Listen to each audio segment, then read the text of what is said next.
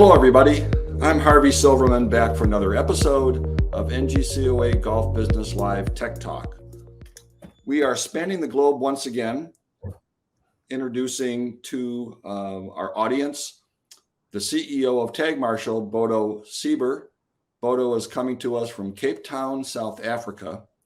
So the timing of this is working out for all of us, and for Bodo, it's a chance to, as a NGCOA Smart Buy member, to talk to us a little bit about Tagmarshal, the technology, and what he sees happening in the future with things like pace of play and course management. Bodo, welcome to Tech Talk. Yeah, thank you so much, Harvey, for having me. Always great to chat with you. It is. We saw each other just about a month ago at MCOR, and we've seen each other a couple of times since. And we've recognized a couple of things in common. First, I didn't tell you this earlier, but I am a former GPS guy. I worked and sold for Uplink 22, 23 years ago, aging myself here. But enjoyed that opportunity, learned a lot about what made GPS a valuable technology for golf courses, not just golfers. I was more in tune to what it meant for golf course operators, and we can talk a little bit about that too. So yes, we have that in common, so I'm knowledgeable, I guess. Maybe a little scary knowledgeable about the technology and how all this works, coming from satellites in the sky that nobody sees or knows where the heck they are necessarily. So Bodo, tell us a little bit about your founding of Tagmarshal, when that happened, and what you've created and bring to the market today. Yeah, sure. So Tagmarshal, as you can imagine, was conceptualized during a very slow round of golf where my business partners, Craig and John, were stuck behind two groups on the 14th hole. And they had a lot of time to think as young players. There's got to be a better way to manage this. Where's the marshal? Why do we have to wait? It's ruining my day. I'm sure it was a convenient excuse for the bad score they had shot on at the time, but they contacted me and my technology business partner to evaluate, could there not be an opportunity to help the golf industry manage on-course operations better with technology. We thought there was, and we built an MVP, and then in 2015 we market launched in the US, and we got a bit lucky in that our first partner course was none other than Erin Hills. We did a bit of a PR release saying, okay, here's a new technology and this is what we're looking to do. And they responded to that and said, that's exactly what we're looking for. When can we start, right? So you don't often get to start your business journey with a top 100 partner. Obviously, at the time, they had already been earmarked to host the US Open in 2017. And they've been fantastic partners to us ever since. They still are to this day. So this is our first and very oldest partner that we had. We were very lucky in that with Erin Hills and Whistling Straits, obviously having a bit of a friendly rivalry. Erin Hills then went to brag about their new technology to the team at the Straits. They said, oh, we also want to take a look. Oh, this is exactly what we've been looking for. Can we do a pilot? And 6 weeks later, we had signed another top 100 golf course. And on went the story of how we started to capture market share in Wisconsin. But this is now a few years back, and we really started out as a technology that was looking to speed up the game. But what we have created now over the last couple of years is a technology that really brings a new dimension to managing on-course operations, and that includes anything that moves on the golf course, including your superintendent fleets and obviously all your vehicles and any player out there, whether they be walking or in a golf cart. And there's actually quite considerable business leverage that comes out of that goes way beyond making the game faster. But we can talk in a bit more detail to that. And as I recall, when you first entered the market, the idea of a tag, which was a device that could clip on to a player's bag or a cart or anything else, but it was really, it wasn't a cart-mounted GPS screen with yardages and things like that. It was really about a tracking device. Is that correct? Correct. So our mission was always to be a business tool for the operator, right? So we are a software company that is a specialist in data visualization and also bringing GIS data onto mapping. So you can think of it as a Google Maps or Waze of course management, right? Where you have live traffic, you know exactly what's happening. But because there's a business-to-business angle to it, all the back-end data that Google has and use for their own purposes, we have, but we give it to the golf courses so that they can better understand their business. And that goes along a number of metrics, obviously, that matter, which we'll unpack in a minute, I'm sure. But our goal was always to drive and to build the best possible software solution. But for us to have that software solution fed with data, we needed a reliable source. And at the time, we found a really good partner that was off-the-shelf trackers that we could then use, that could do 2 turns in a day, be charged overnight, and had the robustness of also working at a place like Bandon Dunes or Carnoustie or Kingsbarns in Scotland, where you get inclement weather, just as well as it would in Florida. And this was really to start as a data tool or a data aggregator. And really what it does is it gets clipped onto a golf bag, it goes with a caddy, and we started in the walking golf space. And then branched into the cart space from there with other technology over the years. But this is where it started, and it's still going now. And obviously the system has its 4th iteration now as a back-end tool, but we're still running on part of our clients are still running on the tag as the data delivery mechanism, if you will. So with so many golfers today, and probably more than half having their own personal distance device, a watch, or it's on their phone, or they've got a laser device. What I'm hearing is that your system and the software with it is more valuable as a course management technology than as a player amenity. Is that accurate? Yes, that is correct. So the evolution of our product was that we started in the walking space. Then we had clubs that said, well, we've got quite a few golf carts that wouldn't it make sense to have a more permanent tracker in them so that we know where they're at, and we can also control them and set up geofences so that we know if they're in an area that they're not supposed to be in. So then we developed that angle, and all with the goal to feed the back-end data, the back-end system, the live management, and the analytics sort of deep dive opportunity for an operator so that they can. And you must remember in the early days, for us, 2015, 2019, golf was in quite a defensive state as an industry, right? There were more courses competing for a slowly shrinking player base. Mm-hmm. And the ones that wanted to be there tomorrow, they said, well, we're going to bet on technology to help us be more efficient. And we're going to bet on technology to help us increase our opportunity with in terms of additional tee sheet gains, if we can have them as on the days that matter, that we are full, few as they might be at the time, that might be 2-3 days a week.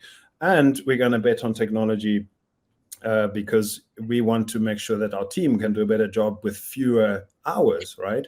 So those were the things that we were looking to tick at the time, and quite a defensive sort of state in the industry, but always built with that in mind. And then when the courses were having amazing success around this and saying, well, this is really helping and driving our engine commercially, but also making players much more happy because we've got control over pace and flow of play, they said, well, now that we've got the system, how can we add more value to the golfers themselves? Mhm. If we're having this installed in a cart, can we not have a display version that also speaks to the players, gives them range finding, all of those things? And so we said, okay, fine, let's see if we can develop this. And that is something that we then also brought to market. And also, look to modernize and look at the options that the latest version of technology can give you. Because if you think about it, the iPhone came out in 2007. The iPhone 1 now looks like an ancient relic.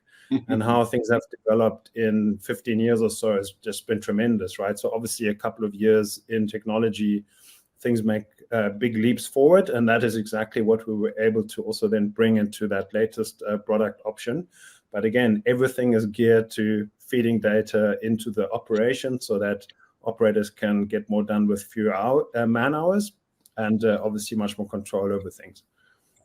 All right, so give us a little idea of how that data does enable operators to save on labor costs. We know that the labor pool or golf courses are having a great deal of difficulty hiring capable, competent people to fill different roles at the golf course. That's everywhere from maintenance to golf shop operations to golf course operations. So what are you providing your clients with data that can help them cut back on some of those tasks or hours that it took tasks to be completed? Sure. So firstly, thanks also to the NGCOA for being so active in driving research and in informing what are the key priorities for the industry. Because last year they brought out a very informative survey where pace of play was measured as a top 3 priority for operators, right? They said 83% of them said that's key. We understand that this is critical for the golfer experience. So the question then is, how many of them have a program to really manage it? And how was this done in the past, right? So in the past, and this is really a little bit like, how did we get around in 2005, right? We used to have a paper map, and we used to listen to traffic radio, and if we got lost, we asked the way. Unless we were a man, we would just stay lost and hopefully find our way, right? If we had a lady sitting next to us, she would eventually get us there. But how do we find our way now? Well, we open up maps and Google Waze, and it tells us where to go, and it live tracks our position. And if we take the wrong turn, it'll correct us, and also it gives us live traffic information.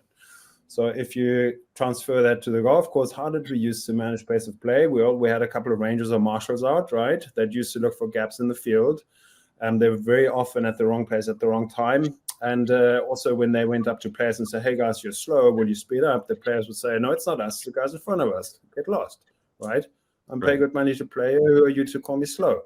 So this has been quite an impossible task to manage in the past. Also, right now, anyone who might do this, like from an operator's point of view, well, what you got to pay these guys, that spend 8 hours out there looking for problems on the golf course. Either it's free golf, then to what level do you get accountability and results, or it's $20 an hour, which seems a lot to pay for something that is looking for a problem, right? So this is where the technology obviously brings immediate line of sight, where a good understanding, a preemptive understanding of where are the bottlenecks, when are they forming, how can we get ahead of it before it becomes a 20-player problem, and manage things. And obviously that's where an interface with the player automates that too. So where in the past it took a lot of effort to try and have this impossible task of trying to get people to move, now you can have a conversation based on data. You are very accurate if you're having this conversation. You can show the player, hey guys, you're a bit out of position according to my system. Please will you help me get back in position? And this is how we're going to do it. Very easy conversation to have. And you can be accurate instead of looking for the problems and very often not finding the problems. The system shows you exactly where to go, or the system interface will tell the player so they can self-manage. And this is really proven to work, right? Because once you have a big choke point out on your golf course, you cannot get that time back. It's virtually impossibly untangled once you're 40 minutes out, especially on the back nine. It compounds and impacts so far into your day. So if you're just proactive around it, these sort of things won't happen. And also there is a big component in that the players get very defensive, especially if they're addressed in a way that mentions the word slow, right? So the moment we have data, the moment we have some coaching around, okay, this is how you can position the problem a bit differently, just say, hey, you're out of position according to the system, this becomes a non-confrontational issue, and the player's actually saying, oh, I didn't realize. Of course, not a problem, we'll catch up. And now we've saved the day, right? So this is, this is how the technology really helps. And what many clubs are doing then is they're saying, okay, the system actually takes care of things 5 days of the week. Only on our top busy days, Saturday morning, Wednesday morning, whenever, that's when we need to keep an eye for 3 hours rather than 9 hours. And we can really trim down the time that we need to spend on it. Also, there's been an inordinate amount of time that you needed to potentially spend on people coming into the clubhouse saying, this was a 6-hour round of golf. It felt like 5 hours. Why have you done it to me again? I want to comp, right? All of these things need to be managed. Or at a member club, tempers boil over very quickly around this. You've seen this before, I'm sure. Well, if you have data, it's a short conversation. And also you can just keep the players informed, and you can, data doesn't have emotions, right? It's just a pure facts conversation, and it very, very quickly changes the culture at a club. And it gives a very firm footing for the people that need to manage things. So there's really literally hours saved every week around this. And the system tracks data of every single round, every single second, every single day, automatically. And it's a lot to go back on when it comes to live management, but also the back end and analytics side of things. So could a course use your data, or maybe they already are, to create player profiles, or even member profiles if it's a private club, and use that to help that particular player or member who is a slow player understand that they're slow, help them understand how to speed up their play, or, probably the most radical is, hey, look, I can't let you out at 9 o'clock in the morning because you're too damn slow. I'm going to put you out at 11 o'clock or 1 o'clock when all the other slow players are playing. Is your data capable of drilling down to individual players' pace of play? Yes. So one of the things that we've obviously done is we've got integrations with a number of tee sheets.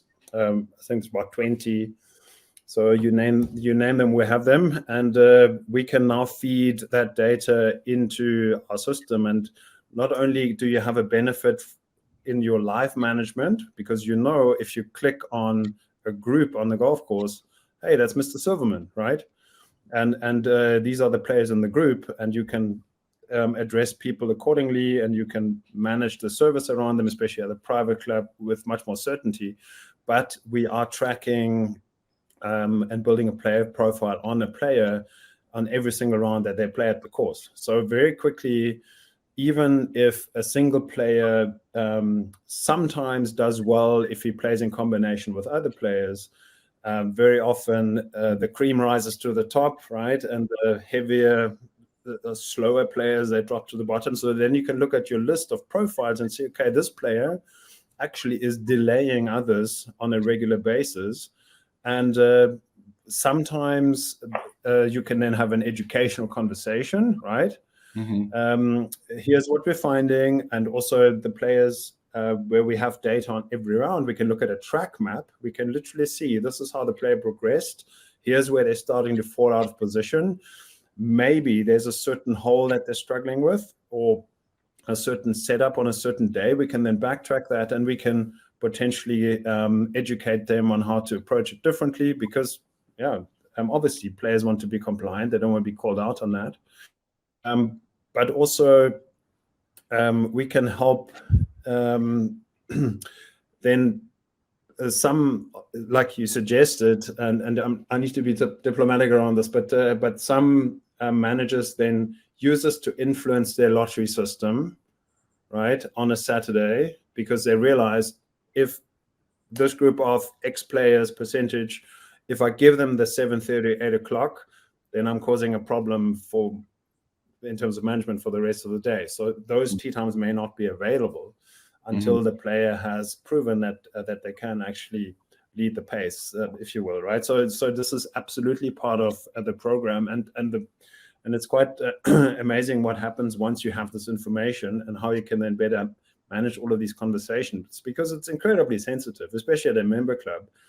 And the way that people used to try and manage this is to send warnings and written warnings and letters, and this is just completely uncomfortable, right? So now with a bit of data, you can just have a conversation, there's no emotion in play, and we can work on a solution together.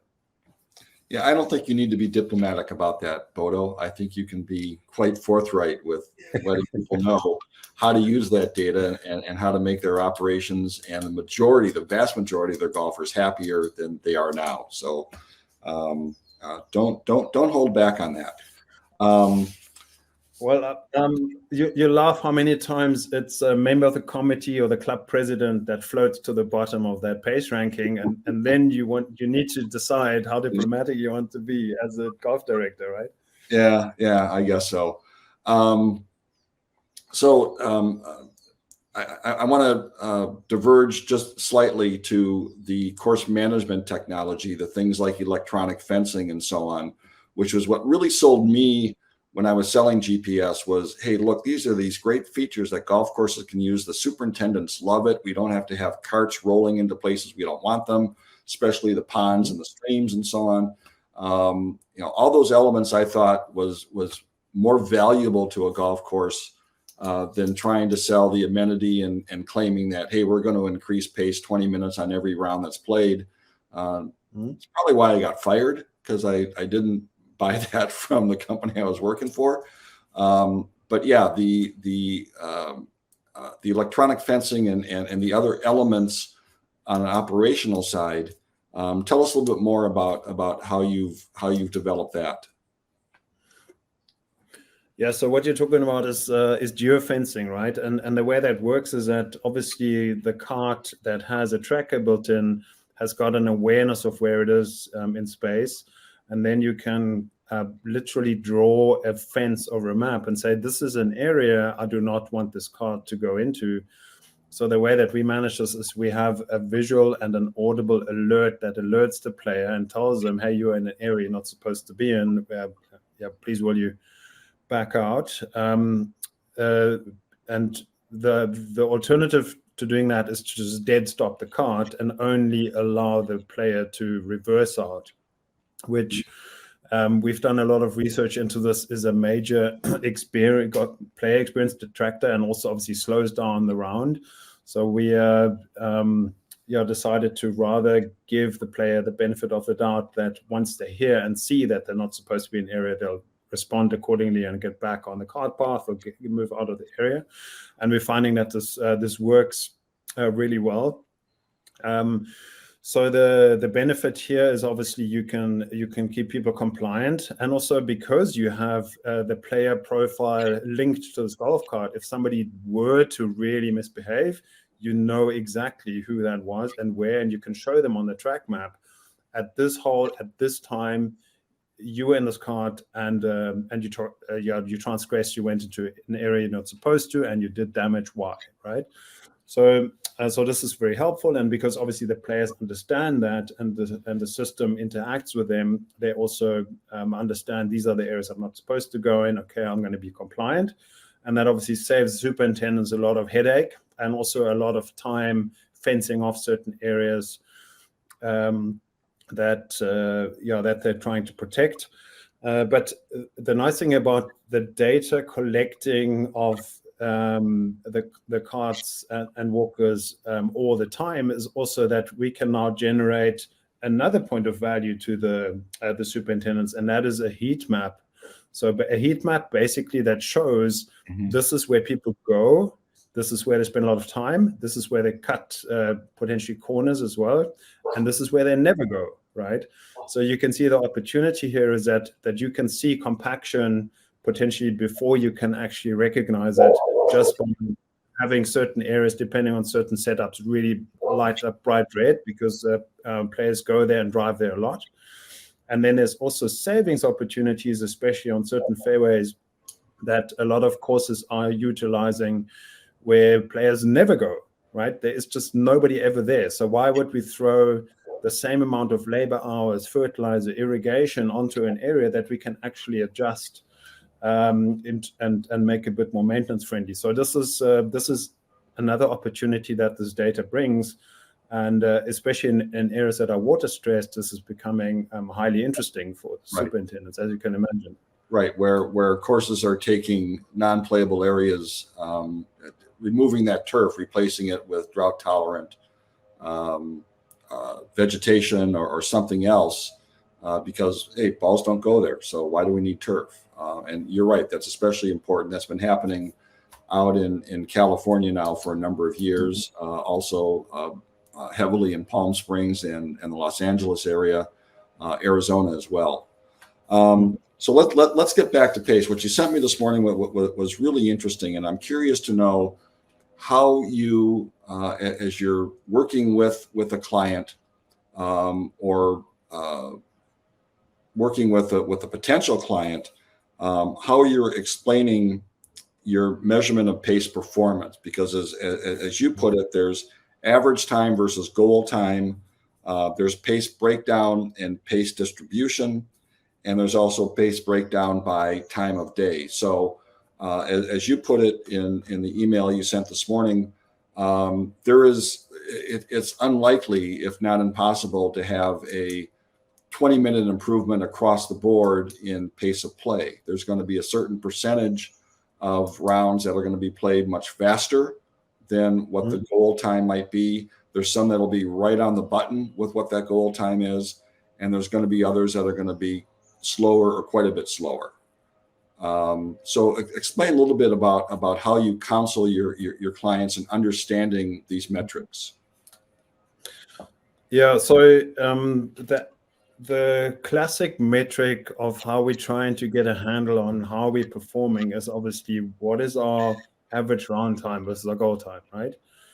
So the first question to ask is, how do we get to that goal time in the first place, right? How do we know that this course is supposed to be played in 4 hours and 10 minutes, or in 4 hours and 30 minutes, or in 3 hours and 50 minutes? How do we know that?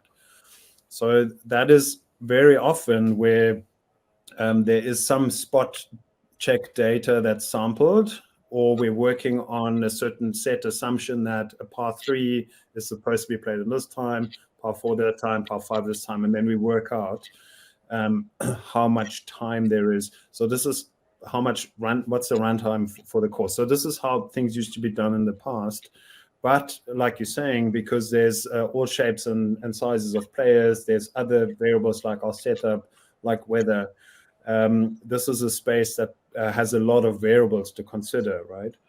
So how we go about it is we set up our system, and then it first tracks data for a week, and then we have more information than the course has ever had already, right? Because now we've tracked 150, 200 players every day for a week, where previously the spot checks were on individual groups, on individual days, on a start day, end day, start time, end time. So now we have tracking data of every hole in that week, and that gives us a good indication of what a suitable goal time should be.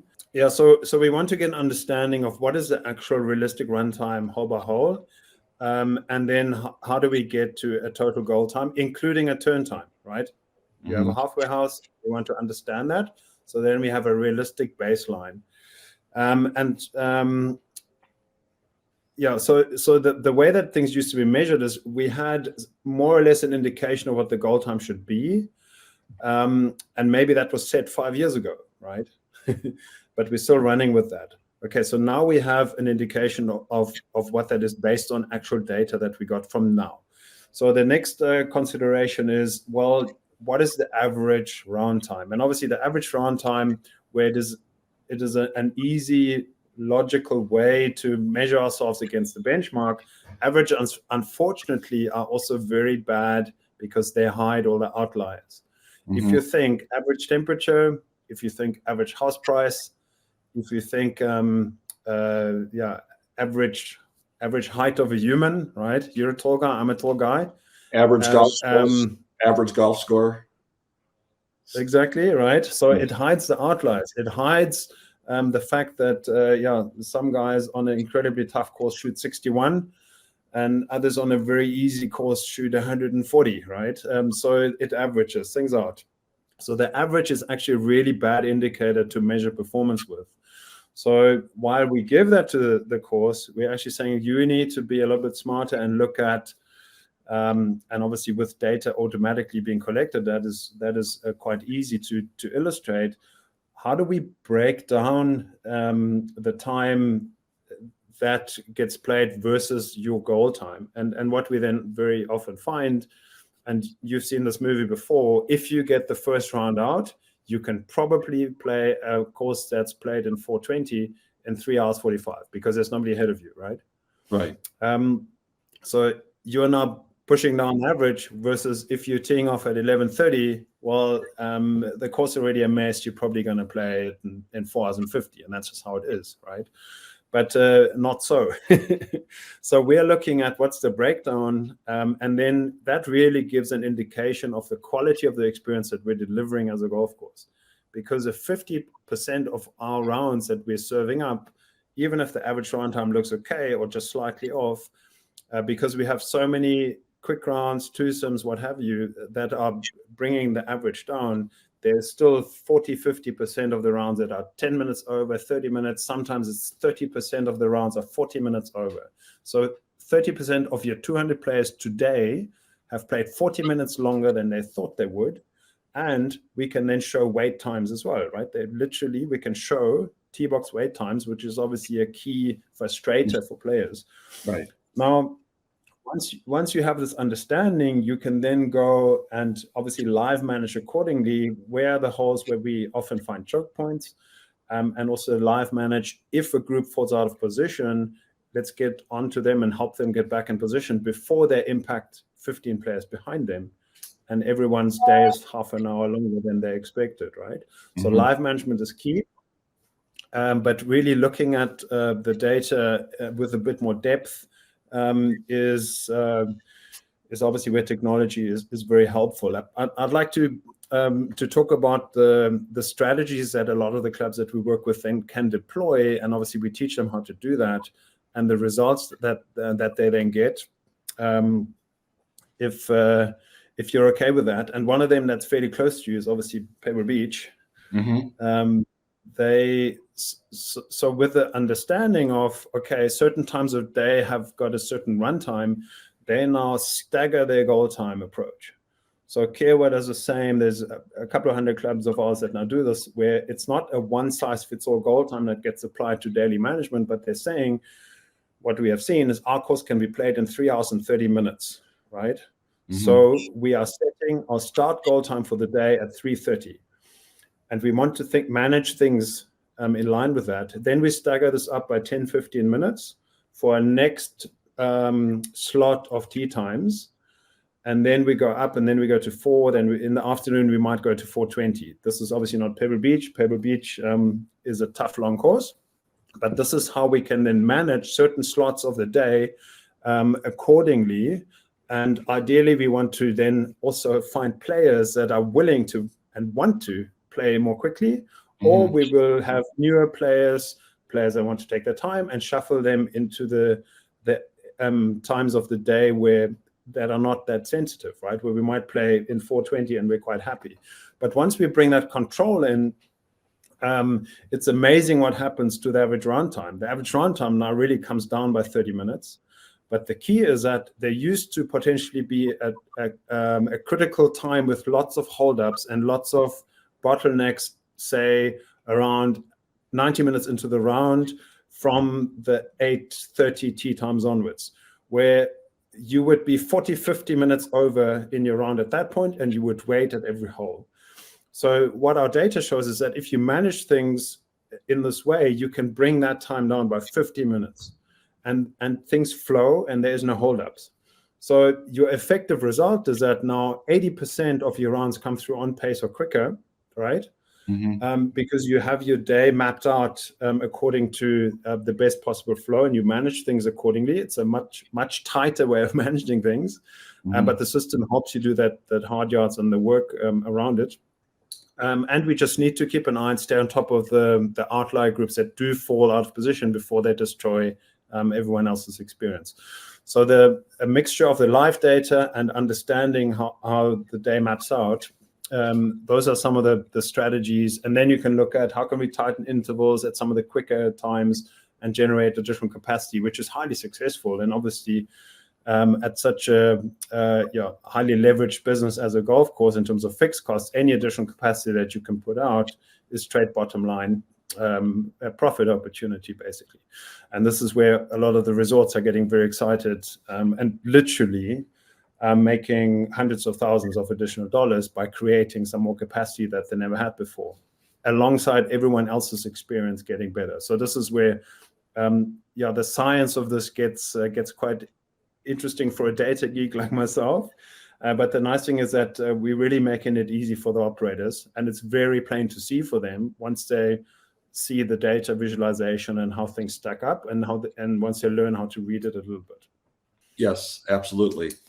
Bodo, this has been fascinating, and is probably something that we could continue talking for another couple hours. You and I, again, have things in common, including our meeting and talking with the late Bill Yates, who was the pace of play guru for the USGA. But we have to end this, unfortunately. And you will be at TechCon, correct? Bodo?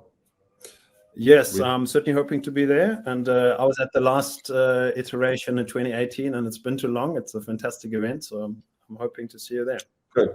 Yeah, and everybody, TechCon is scheduled for October 10 and 11 in Las Vegas. As Bodo just mentioned, it's the first one since 2018. And in 5 years, hey, a lot has changed. The iPhone being a great example of that, I guess, what Bodo mentioned earlier. So October 10 and 11 at the Vdara Hotel. Check it out on the NGCOA website. There is limited space available. There's still quite a bit of space, but there is a limitation this year. So you want to, if you want to see the latest and greatest, and people like Bodo and other technology leaders, TechCon is going to be the place to be. Bodo, thank you very much, coming to us from Cape Town, South Africa. And you did mention your U.S. office is in Atlanta. So people who are looking to understand, learn more, you have that local U.S. presence, which is important for this country, for golf courses in this country. And they can find everything they need to know and contact at tagmarshal.com. That's right. Thanks, Harvey. We have a fantastic team in Atlanta, and also anyone coming to take on my colleague David Hamilton, who's our VP of Business Development, will be there, and he's in Augusta, which is not 2 hours away from our office, so we don't make him commute. Okay. Great to check in with you again, and thanks for the good questions. All right. Thank you, Bodo. Take care, everybody. So long.